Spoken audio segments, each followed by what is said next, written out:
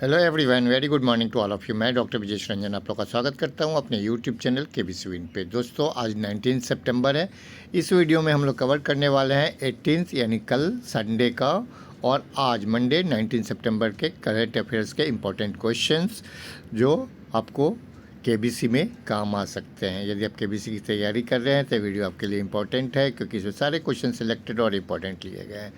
दोस्तों, यदि आप पहली बार इस वीडियो को देख रहे हैं या हमारे चैनल पर पहली बार है तो प्लीज़ सब्सक्राइब कर लीजिए। नोटिफिकेशन बेल आइकन को प्रेस करके ऑल को भी क्लिक कर लेना, ताकि मेरे द्वारा अपलोड किए सारे वीडियो का नोटिफिकेशन आपको टाइम पे मिल जाए।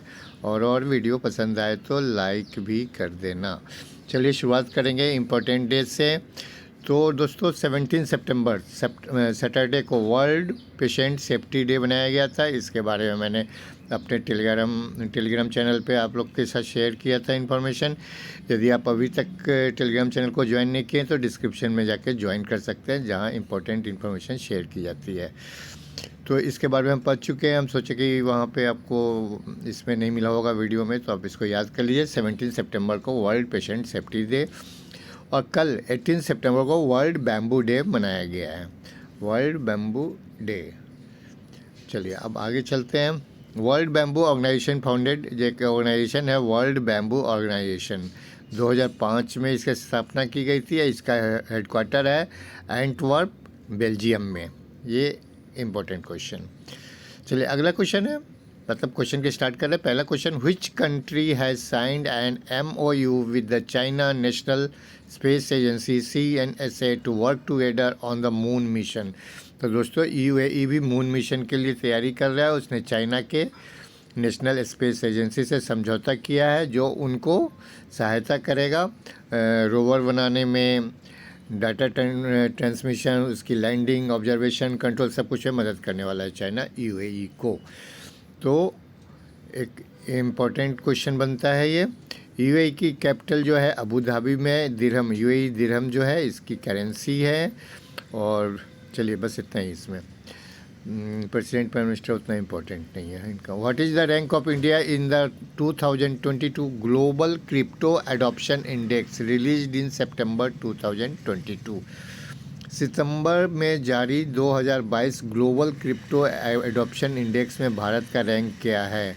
तो 2022 में इसका रैंक 4th हो गया, यानी अभी भी काफ़ी लोग यूज कर रहे हैं, क्रिप्टो करेंसी ट्रेडिंग करते हैं। लेकिन पिछले साल 2021 में इसकी रैंक इंडिया की 2nd थी, यानी कुछ कम हुआ है पिछली बार।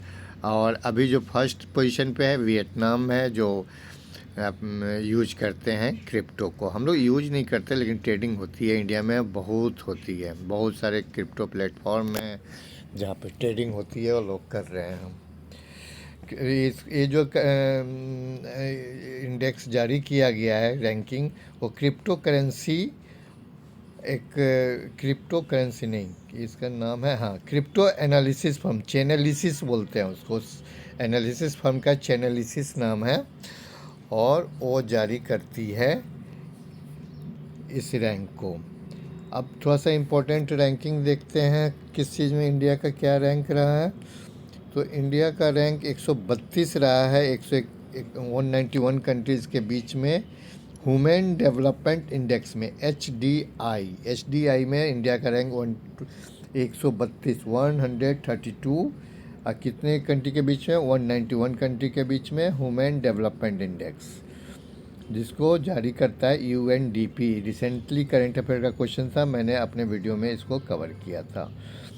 अगला question, India rank 135 among A total of 146 countries in the global gender gap index. इसको भी लिया था। ग्लोबल जेंडर गैप इंडेक्स में इंडिया का रैंक 135 है।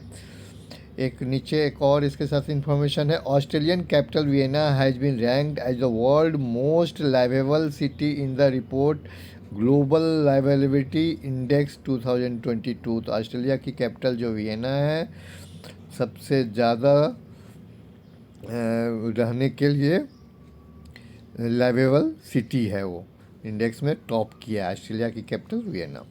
अगले क्वेश्चन के चलते हैं, एक इम्पोर्टेंट क्वेश्चन आ रहा है। Which Doordarshan series has been launched by the US Agency for International Development USAID and UNICEF?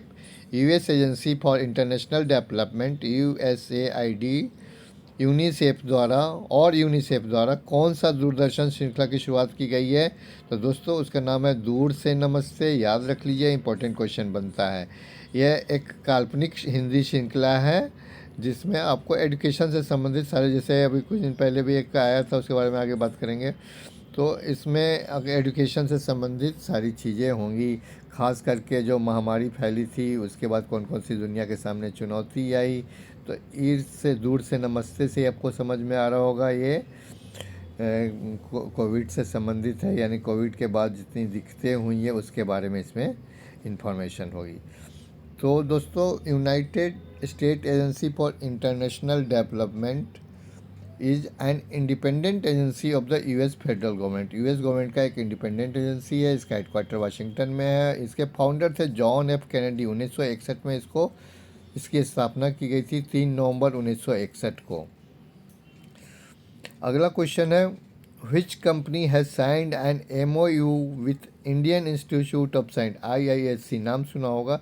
ये हमारे यहाँ का टॉप मोस्ट इंस्टीट्यूशनल बॉडी है, बेंगलोर में है।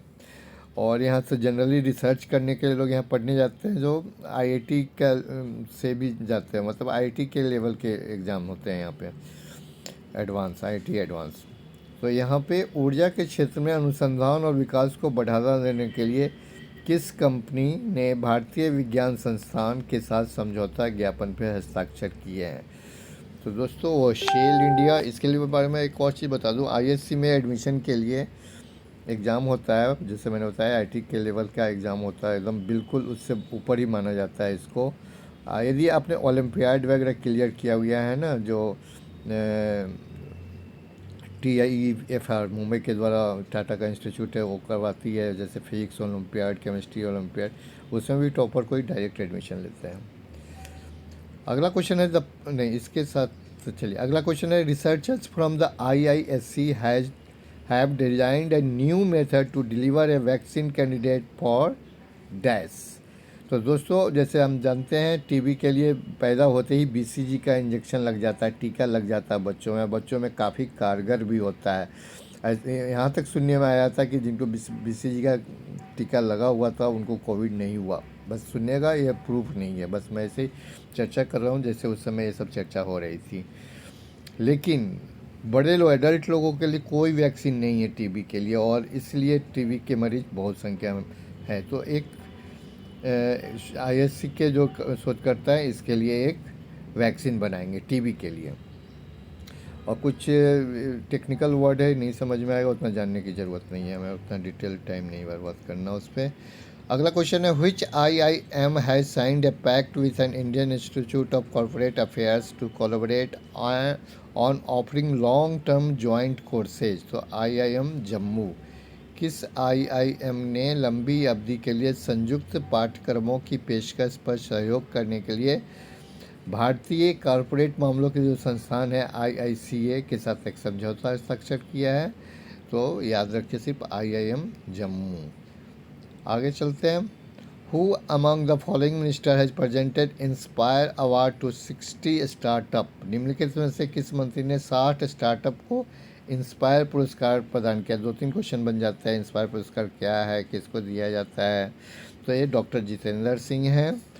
और ये जो अवार्ड है, this award is given by department of science and technology. अगला क्वेश्चन है, which of the following union minister has launched 15-day blood donation drive on occasion of PM Modi's birthday? निम्नलिखित में से किस केंद्रीय मंत्री ने PM मोदी के जन्मदिन के अवसर पर 5 दिवसीय रक्तदान अभियान शुरू किया? तो ये थे जो हेल्थ मिनिस्टर है मनसुख मांडविया को लगाइएगा, मनसुख मांडविया। कुछ एडिशनल इन्फॉर्मेशन है, ये इसलिए पढ़ेंगे कि इससे हमारा पुराना भी रिवाइज हो जाता है। तो डॉक्टर जितेंद्र सिंह ने लॉन्च किया था क्या? Dashboard of the department of science and technology DST। जो union minister of state for textile Darshana Jardosh inaugurate की थी silk mark expo in New Delhi.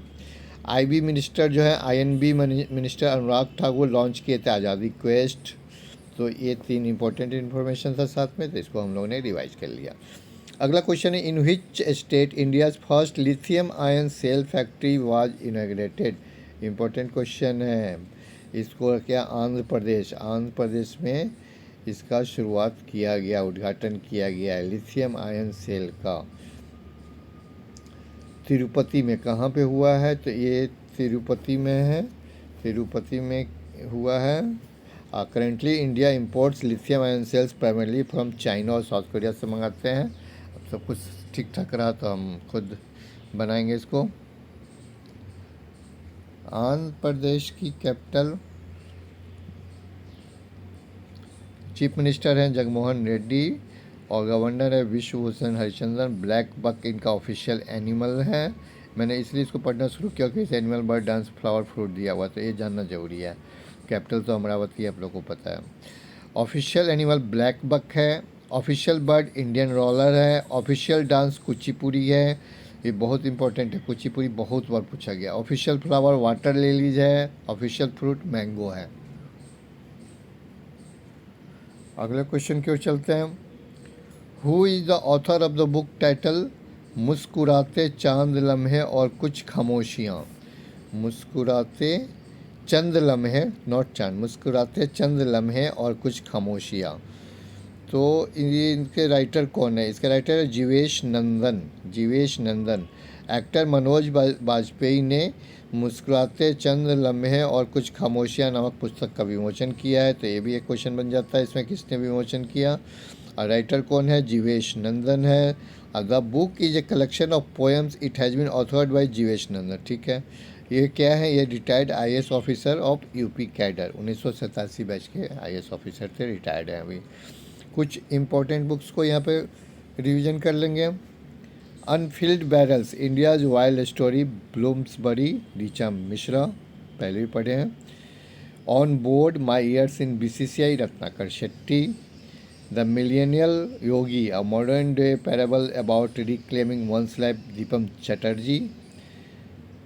मेरे ख्याल से पहली बार देख रहा हूँ दीपम चटर्जी का ये बुक, द मिलेनियल योगी। उड़ान एक मजदूर बच्चे की, Adi Manek. Bruised passport, travelling the world as digital nomad, Savi and विड।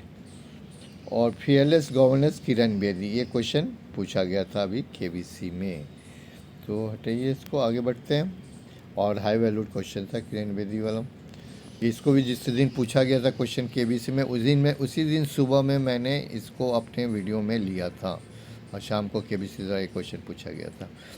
अगला क्वेश्चन है, which insurance company has launched an AI powered digital voice agent to track claim status.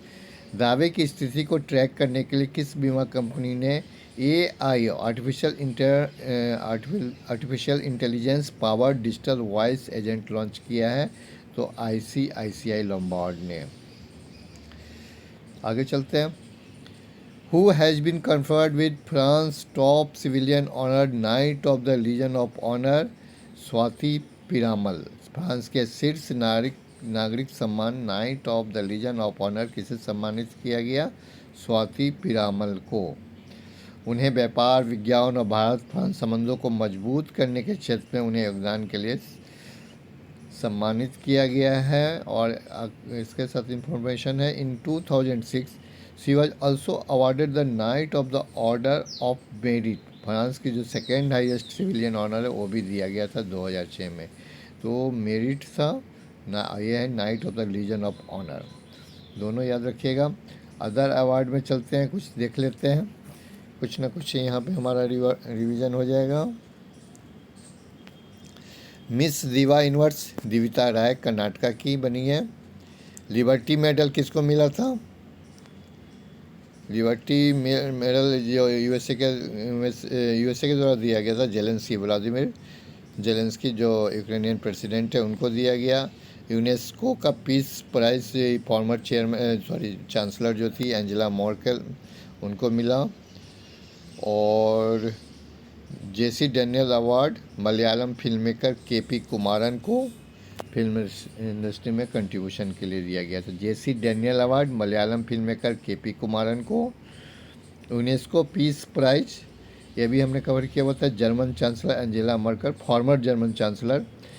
और लिबर्टी मेडल व्लादिमीर जेलेंस्की को। और मिस दिवा यूनिवर्स बनी है दीविता राय।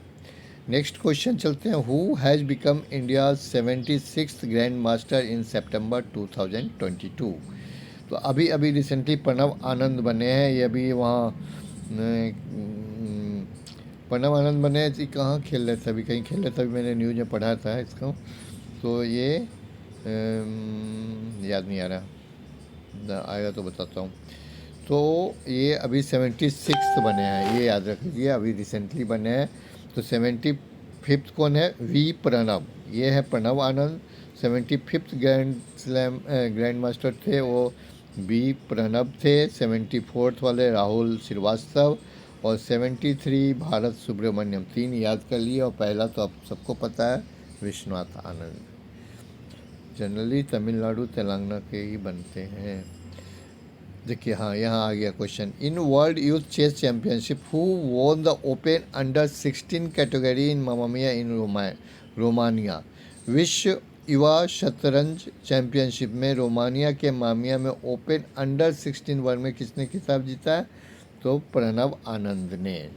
तो कौन सी कम में विश्व युवा शतरंज चैंपियनशिप रोमानिया में हो रहा था, और जीतने के बाद वो बने हैं 76 ग्रैंड मास्टर। यदि इसी में पूछ दिया कि अंडर 14 कैटेगरी में कौन जीता है, तो वो है AR इलाम पर्थी। रोमानिया के मामिया में अंडर 14 में ये जीते हैं, और अंडर 16 में प्रणव आनंद जीते हैं। अब चलिए, इस क्वेश्चन के साथ हमारा करंट अफेयर्स का क्वेश्चन समाप्त होता है, कल का और आज का। अब स्टैटिक जीके, कुछ जीके है जहाँ पे हम रिवर्स ऑफ इंडिया का जो निक नेम है उसको कवर करेंगे। तो दोस्तों, sorrow of Bihar Kosi river को बोलते हैं। Sorrow of Orissa Mahanadi river को बोलते हैं। उड़ीसा में महानदी रिवर, बिहार में कोसी, और असम में ब्रह्मपुत्र रिवर बहुत तबाही मचाती है, इनको सौरो रिवर कहते हैं। और वेस्ट बंगाल और सौरो ऑफ वेस्ट झारखंड, यहाँ भी दामोदर रिवर, और वेस्ट बंगाल का भी दामोदर, और झारखंड के कुछ हिस्से में दामोदर रिवर।